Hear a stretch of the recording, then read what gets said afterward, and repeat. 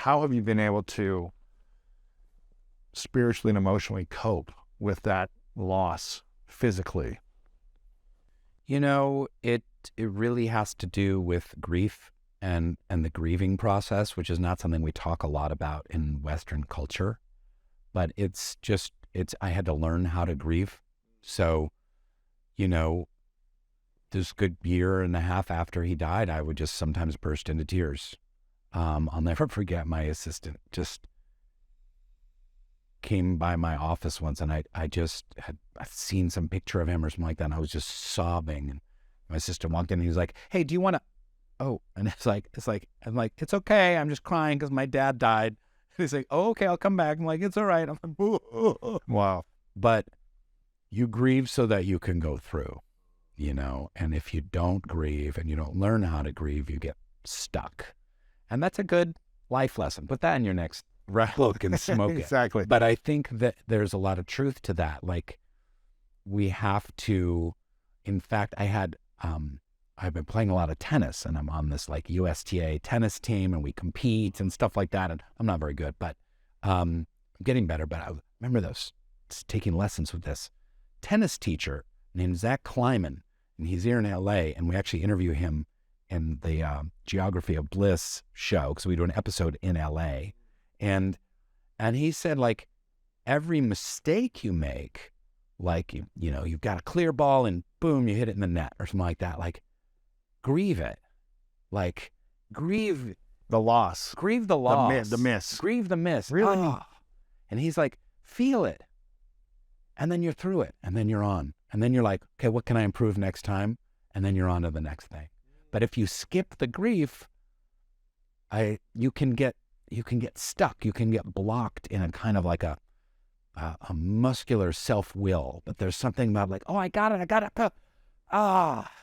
Okay, what did I do? Oh, I took my eye off the ball, or oh, I didn't go low to high, or I got ahead of myself. Just keep breathing. Okay, I got this one. And then you're back and you're ready to go. You understood how to grieve when you were kind of rising into fame with The Office and kind of those years with those seasons. Did you understand grief? I didn't understand that. And how did you process frustration, pain, anger? Not very well.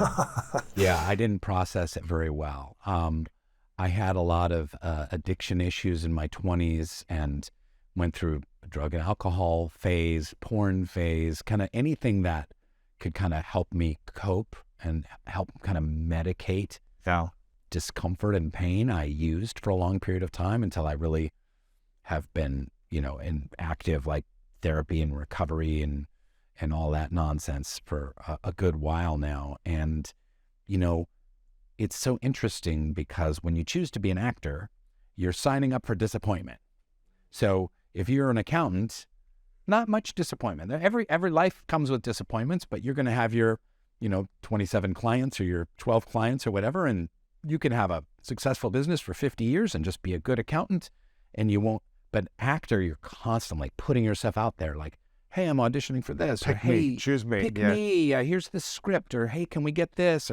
And then you do get to make, a movie or something like that. And then it gets canceled or it bombs and I've been involved in plenty of those. So it's been an interesting learning dance. And it's took me until, I don't know, my mid-late 40s to kind of learn how to live with kind of constant disappointment and frustration.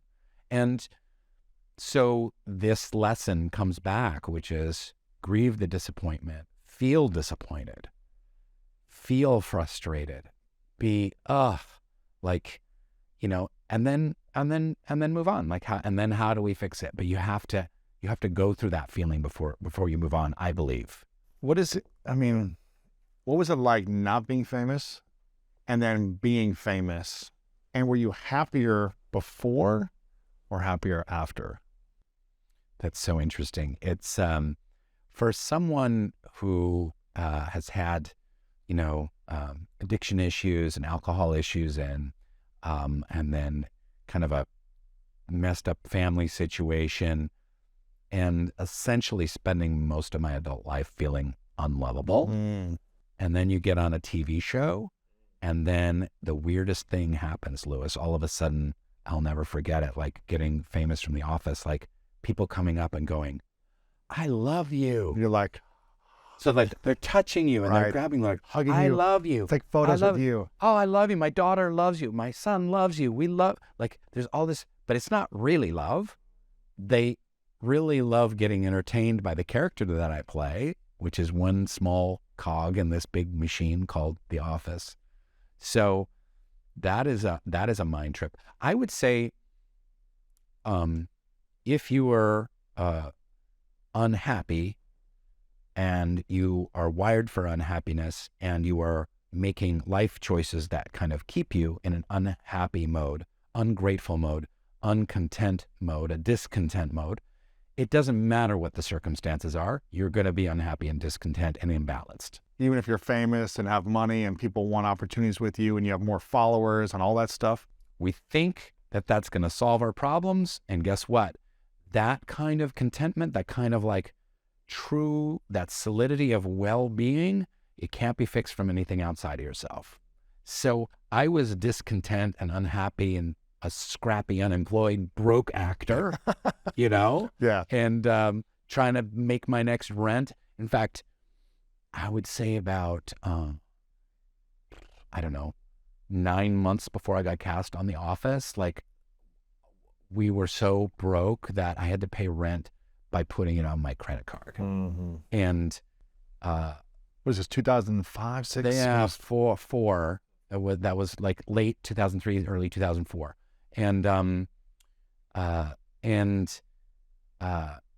So if you're discontent, you'll be happy no matter what the circumstances. So then I become famous, and then I have all this money, and movie opportunities and lots of doors opening for me all of a sudden for the first time in my life. You know, heads of movie studios are like, we want to really meet with Rainn Wilson. We love his stuff, and maybe there's a movie he can do. Like, so those doors started open. But if you're in chronic discontent and feeling like I don't have enough, I am not enough, and I don't have enough, it doesn't matter what comes at you. You can all of a sudden say, someone can come up and say, by the way, you're the king of Scotland. We just found the paperwork. Here's the king. Here's your own kingdom.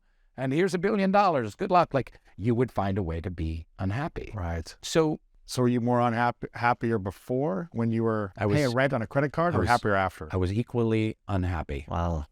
I was equally unhappy. So I tell you, it was nice to pay off my student loans, and it was nice to have a little money. And I'm not going to lie, that's an important part of the deal, is to, when you don't have to worry about when and how you're going to pay bills, and I know you've been there, that's a big... yeah, it's nice. That is a big deal.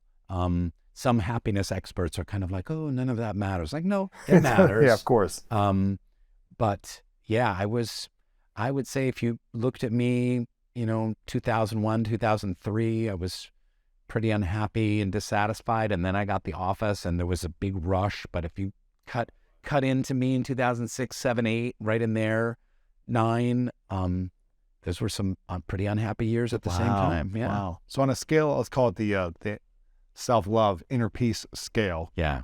1 to 10, 1 being miserable and 0 happiness, and 10 being total peace inside and self-love. Where were you before and after? I would say I was at a 3, and then maybe to a 4 or 5. Wow. Once I was well known, and then it's been a long struggle, and now I'm doing much better. Yeah. Where would you say you are now? I would say it's a daily struggle, and I have to do daily work, but I'm really at an 8. That's great. Maybe a 9. Yeah. When do you feel the most loved and the most enough? I think in my contemplation practice, my mindfulness practice, my meditation practice, I view meditation as something like when your computer is acting all funky and you have to reboot it, and like the apps aren't working right and the pages and then you reboot it and go, and then all of a sudden like it's moving smoothly again. Like, my meditation practice allows me that. I also combine that with a prayer practice. I do believe in God. I believe that there is an incredible divine force out there for us to tap into. And that is the source of of love itself, I would equate God much more to just the force of love, which is synonymous with the force of gravity, than any kind of like guy or dude or deity or some old man with a beard or someone, like a Marvel superhero shooting their, Sure, sure. like, I'm going to give Lewis this thing and I'm going to give him this parking spot. I'm going to give her cancer. And like, so when I'm able to kind of tap into that force of love, when I'm able to, Annie Lamott, was a great thinker and writer, humorist. She wrote a book called Help, Thanks, Wow. And those are the 3 prayers: help, thanks, and wow. I think it's so brilliant. I love that book so much. So simple, but when you're connecting with that great spirit, like help, like, hey, I could really use help with this. I'm struggling with this. Perfectly okay. And thank you for what I have. Thank you for the gratitude. And then just wow, like the miracle of being alive, the miracle of everything. Wow. What do you wish people knew about money, fame, and success, and also how to create and feel enough and happy with all 3 of those as well? Well, if I knew the answer to that, I would write my own best-selling book, Lewis. Do you feel like so that's a constant journey for you to figure out how to manage those things and also find that peace and happiness and self-acceptance for yourself? And also, I'm curious, do you feel like there are anyone in Hollywood or any celebrities with, fame and money and success who have mastered this? Mm-hmm. And also finding like true deep sense of, I am enough. I don't need to compare myself to others and one up everyone else in Hollywood or in the success world. I have enough. I am enough. I'm becoming more, but I don't need it to feel more enough. Yeah. Some of the most unhappy people I've met have been multimillionaires in Hollywood. And on both sides of the cameras, like directors, writers, actors, big stars, agents. A friend of mine told me, like, if you're ever in an airport and you're just looking for the gate of people flying to LA and you didn't look up on the board, just look for the gate with the most beautiful people who also look the most miserable. There you go. It's kind of true. Wow. Yeah, there's so much to talk about, to unpack around that. I mean, gosh, I think that, number one, it's really important for people to understand that there is a lot of struggle going on. And people might really present well on social media and on talk shows and in their books and whatnot, but people are struggling. And, I'm not saying I'm a big star, but like big stars that I know that are, very successful, they really have struggles. They've struggled in interpersonal relationships and in doubt and self-esteem. And I feel like the road to self-love is just a road through struggles. This brings me to this Buddhist idea, and I talk a lot about this in Soul Boom. I reference Buddhism a lot because I've learned so much from studying it. But the Buddha has, as you know, the Four Noble Truths, which are kind of the foundation of Buddhist thought and the elimination of suffering. So one of the key, not the only thing the Buddha came for, but the Buddha came to help relieve suffering. So life is suffering. That's the number one truth. Life is suffering. It's interesting because in Sanskrit, the word is actually dukkha. I don't know if I'm pronouncing it right, but dukkha means dissatisfaction. It means struggle, conflict, overwhelm,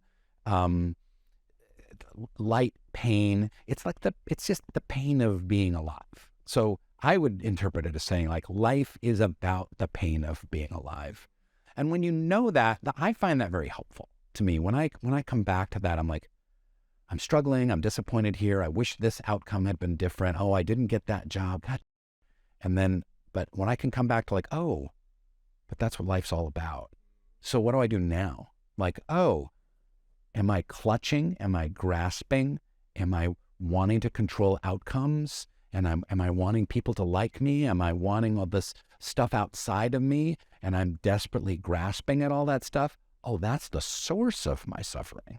Because when you're in that kind of Zen mode, you can be like, oh, life is suffering. And guess what? All these things didn't happen. And I get to feel disappointment. It's like a breath, it's like in the tennis game. It's like, disappointment breath, and then a new breath. Yeah. And next then, play. And then the next, exactly. And then you're on to the next play, but you don't carry that disappointment with you. But you don't stuff it down somewhere and stick it in a closet. You do not acknowledge it. You acknowledge it, and then you move on. Exactly. You refocus your attention. You breathe it, you experience it, and then you move on, and you heal in the doing. What do you think if you could have told yourself 3 things about what you're about to go through with The Office and all the things that came with it, all the amazing things and maybe the more amplified, challenging things that you face as well, what do you wish you could have told yourself the day before, getting that role, or the day before the first, time on set, to be able to manage it all and love yourself deeper? Or did you just need more time to kind of... So I'm gonna get a little mystical. Okay, this might be a little mystical for your audience. I'm in. Okay, so I'm a member of the Baha'i faith. So the son of the founder of the Baha'i faith is a man named Abdul Baha, and his name means servant of glory. Anyways, Abdul Baha about 100 years ago came to the United States, and a reporter wanted to interview this famous prophet and was like, "Hey, do Baha'is believe in Satan?" And Abdul Baha said, "Yes, we do. Satan is the insistent self." And I just love that. So as opposed to like a red guy with a pitchfork who's underneath the ground, under the ground, like whispering in your ears and causing you temptation, and he's like the forces of darkness, he's got his demon army or whatever. Like, it's in here. It's in here. The insistent self. What does that mean? Well, it's the ego, So, and that goes back again to Buddhist thought. It goes back to the most ancient spiritual writings in the world, the Vedas and the Upanishads and the Vedantic practice and Tibetan Buddhism, where your struggle is the ego, right? And in Islam, jihad, the greater jihad is the struggle within yourself. The lesser jihad is like, if there's enemies that are attacking you, you fight those enemies. But the jihad that everyone is fighting is that struggle within ourselves against our own ego. So this idea of struggling against, because the ego, what does the ego get? And again, ego's tough because we want a healthy self-esteem. That's not what I'm talking about. I'm talking about that part of yourself that is like envious and competitive to a fault, and wants to put it's a narcissistic part of yourself, wants to put yourself above someone else. It compares yourself to others, that wants to like obtain and get and try and satisfy itself like a dragon with its hoard.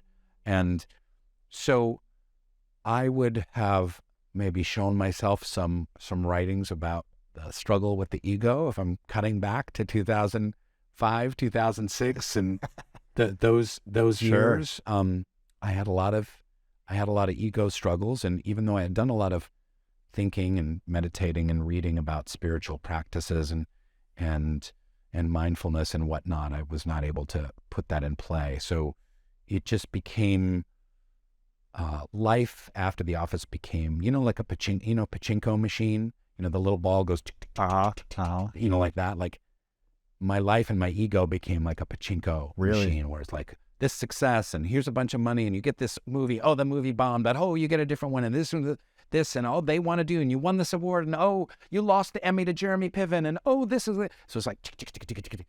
So it's all of the stuff outside of yourself, but where's that garden that we can nurture and grow within ourselves? Because that garden you can take with you anywhere. Yeah. I feel like my dad had a deep understanding from his faith that we are spiritual beings having a human experience, that our reality is spiritual. We are heart-based beings, and we're